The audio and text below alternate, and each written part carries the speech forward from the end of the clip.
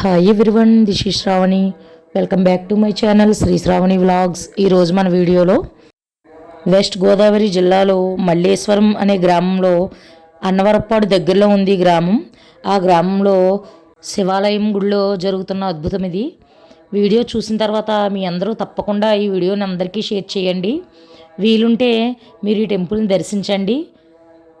ఈ టెంపుల్ దర్శనం చాలా మంచిది. మనం అనుకున్న కోరికలన్నీ కూడా నెరవేరుతాయి.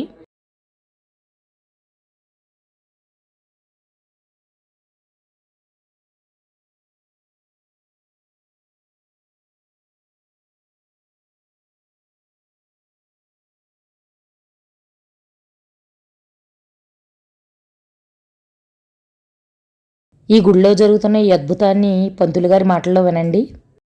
కపిలమల్లేశ్వర స్వామివారి దివ్య దేవస్థానంలో గత రాత్రి నుంచి గోదావరి పెరగడంతో స్వామివారి గర్భాలయంలో గోదావరి నీరు ఎంతో స్వచ్ఛంగా శుద్ధంగా రావడం అన్నది జరుగుతున్నది.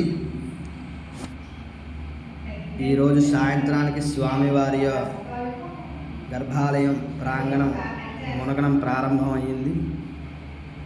ఈరోజు ఉదయం స్వామివారికి నీరు లేదు చాలా వరకు, కానీ సాయంత్రం దేవాలయం తెరిచేసరికి స్వామివారి గంగతో సహితంగా ఉండడం కపిలమల్లేశ్వర స్వామి వారి యొక్క దివ్యానుగ్రహాన్ని పొంది తరించవలసిందిగా కోరుచున్నాం.